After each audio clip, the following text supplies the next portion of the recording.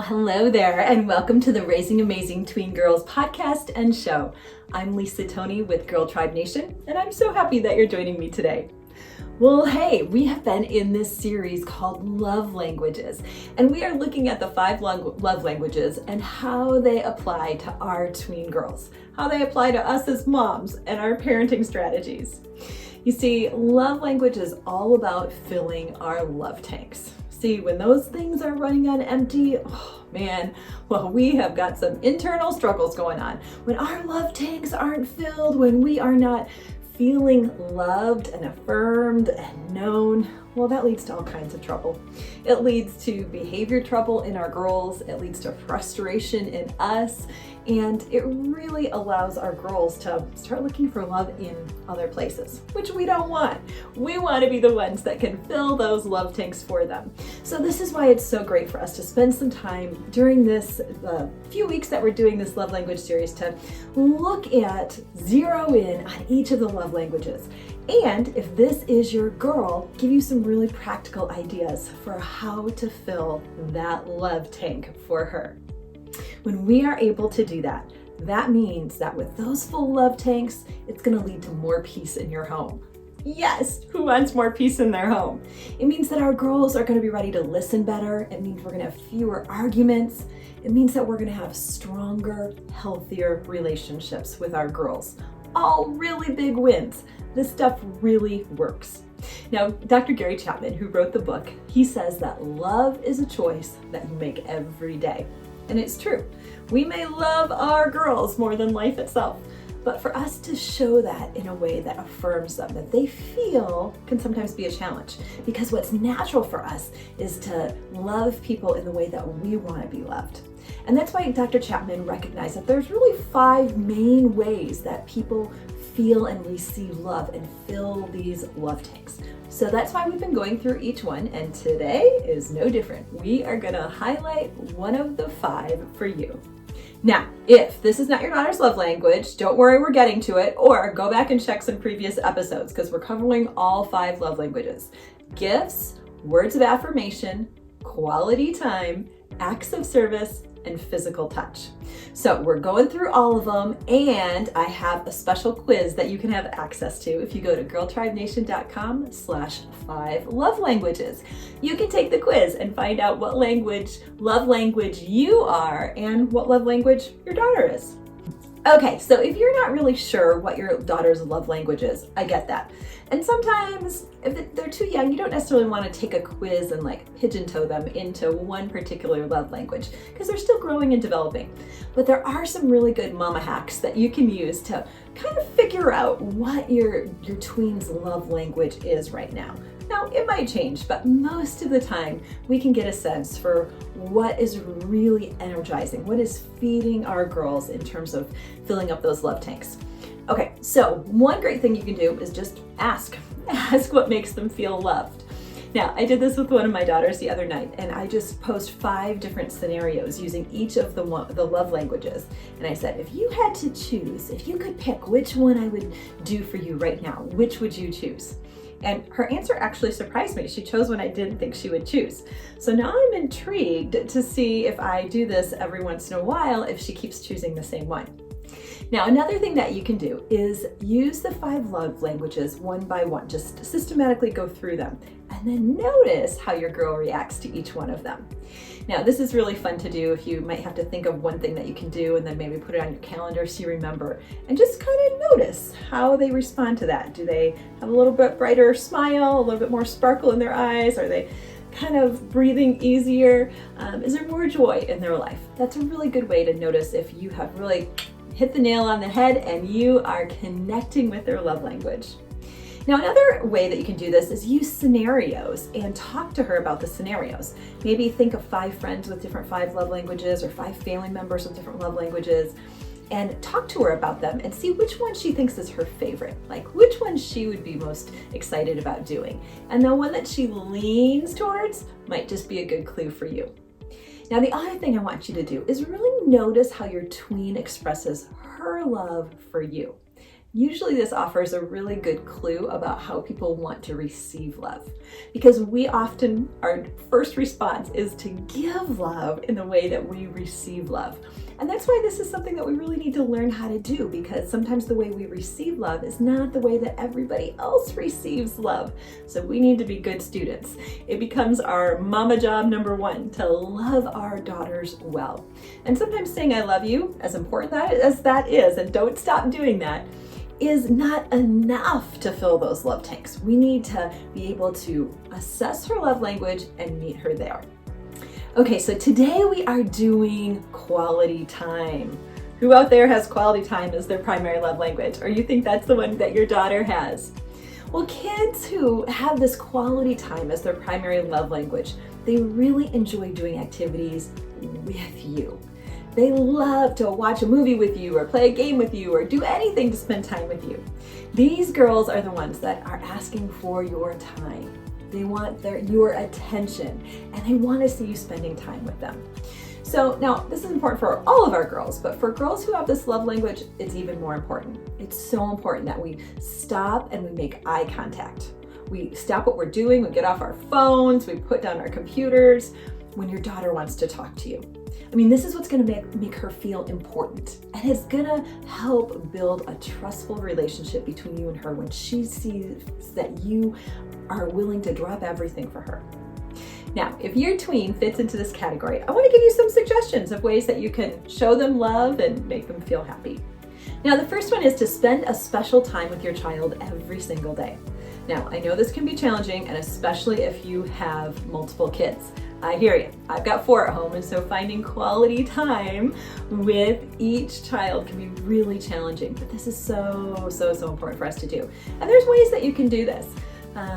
For me, I've really kind of carved out some time in the morning before they go to school. I sit and I do a piano lesson with each one and listen to their songs and affirm them as they're going. And then in the evening, I read to each child for 15 minutes. And even my tween girl loves this. We've been reading Anne of Green Gables. She's really interested in doing Hunger Games next. So it's kind of a huge switch from Anne of Green Gables to Hunger Games, but I'm gonna try it with her and we'll see how it goes. So you can really find ways of things that both of you are interested in doing and spend that time together. So, if I only do 15 minutes in the morning and 15 minutes in the evening with each kid, that's a half an hour a day with each kid. And that adds up to 2 hours of my day. So it is a time commitment, but when I break it up like that, it's definitely worth it. Now, if you have less kids than that, you can absolutely plan to spend a half an hour after school. Make her a snack and sit down and have a snack with her and talk through her day with her, or just figure out what's gonna fit into your schedule.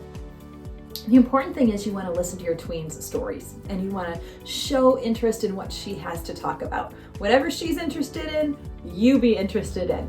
And even if you're not interested, listen and ask questions and say, tell me more. Because when she knows that you're interested in the things that she's interested in, well, she's going to start to be interested in some of the things you're interested in.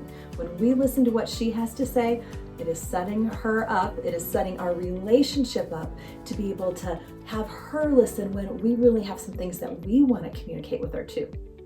Now, the next thing that is great for quality time is keeping a journal together. This is such a special thing. You can keep a diary together, keep a journal together, and write an entry in it and then trade it back and forth. My daughter and I love doing this and putting it on each other's pillows at night. It's always a fun surprise when we see the journal back in activation.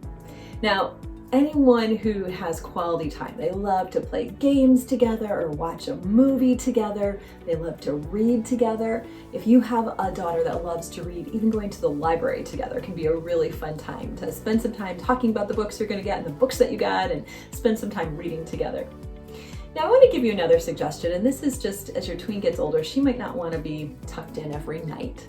But you could really talk about this as times as pillow talk, or come up with a clever name for it, just so that you have a chance to kind of sit down next to your daughter and just talk about her day. What was the best part of her day? What was the hardest part of her day? Is there anything she wants to talk about before she goes to bed? Just having that routine for her is something that can be really helpful and feel that quality time, that connection before she goes to bed. Now, there's all kinds of activities that you can think of doing together. Go for your tween's favorite ice cream or go shopping together. And that doesn't have to be expensive. You can go to the mall, you can go to a thrift store, you can go to a boutique and just spend time together. But I also want to encourage you not to build all your activities around food. You definitely want to be able to maybe go for a walk together or do some exercising together. Try and find a wide variety of things so that you break up the monotony and find ways to help her have a variety of interests and activities that she can engage with you in. All right, now here's another one. You can do a project together. Now, as our tweens get older, I know they are way more kind of capable, and I love being able to give them a little project kit from Five Below or wherever, Target, and say, here you go, and they can read all the directions, they can put it together. But coming up with some projects that mom and daughter can do together are still really special times. Maybe you could make a dream board or a vision board together and talk about the year or some goals. It's a great project for moms to do with their girls because then they can really see what's on their heart and what's on their mind. Now, I also love activities together where you're building skills together. So things like cooking dinner together or making a dessert together. That's teaching her a cooking skill, and that's going to serve her well her whole life to know how to cook. Now, if you're not a big cooking person, that's fine. Make it fun. Find a recipe together and say, let's see if we can figure this out, or watch a cooking show together. But that goes for taking all kinds of classes. You could do an art class together, or a karate class together, or a guitar class together. Sky's the limit. So figure out what are something that you're both interested in doing and maybe give it a go. I remember when I was young, as a teenager, and my mom took me to this class on how to decorate presents. And it was such an unusual class, but I was so excited because I loved being crafty and decorating presents and wrapping presents at Christmas time. And so she took me and we learned how to, make really crisp folds and how to do ornate bows. And it was so fun. I have a great memory of that. Now, the other thing that you could do is have your tween help you with your chores, like fold the laundry together or do the dishes together rather than just have her do them or you do them. Do it together. And then one really fun one to do in the car, just crank those tunes and sing together. Putting that quality time together in a shared activity is so special, and it really builds memory. Now, quality time is an especially important love language for all of our girls. It's important that we do this for all of them. And so even if your daughter's primary love language isn't quality time, I think this is one we should all have in our tool belts because it's a priority, especially for tween girls, to feel like their moms are invested in them. So I want to challenge you to reserve 30 minutes every day for your girl. Just like one-on-one focused time, doing an activity or sitting and listening, and really build it into your schedule. Now, if it's challenging to do, you may need to actually put it on your phone and schedule it for a while and get in that habit. Because I know it is so hard. It's so easy for us all to just kind of go on with our own routines. And especially as your girls get more independent, it's easy to let them do that so that you have more time to get the things done that you need to do. But I promise you can't get those moments back. So put your to-do list down and make sure that you give it some good quality eyeball to eyeball time where you're listening and engaging with each other. Now, if you want to up the challenge, you can even tell your daughter, hey, I'm committing to you for 30 minutes every day just to spend time with you. I'm going to commit to you an hour a day, whatever it is. Once you tell her that you've got that commitment, she's going to hold you accountable too. So I want to challenge you to find a way to do that. Alrighty, I hope some of these ideas have got your mama creative juices flowing, and maybe you even wrote down a few ideas to try out. Let me know how it goes. I would love to hear. We are on a mission to fill those love tanks. And when we do that, it's going to be good things. I promise you, good things will come from that. Our girls are going to feel comforted and secured and loved. We're going to have less arguments, we're going to have better listeners, and we're going to have more peace in our homes. And our girls are going to have the confidence to make wiser decisions because they're not looking for love in the wrong places. See, loving our girls in the way they need to be loved is our number one job. We need to be a student of our kids. We need to learn who they are and what they need. Now remember, you can head on over to GirlTribeNation.com/5 love languages to gain access to the 5 love languages quiz to help find out what your own love language is and what that of your girls is. I want to thank you so much for joining me today on the Raising Amazing Tween Girls Show. Now, if you found today's episode helpful, please text right now the link to the show. Leave a comment on our site and please subscribe to our show. All right, well, everything that we do here at GirlTribe Nation is all about helping girls to feel smart, healthy, brave, and to live with a whole lot more happy in their life. Well, it has been so very fun spending some time with you, and I can't wait until next time. Bye for now.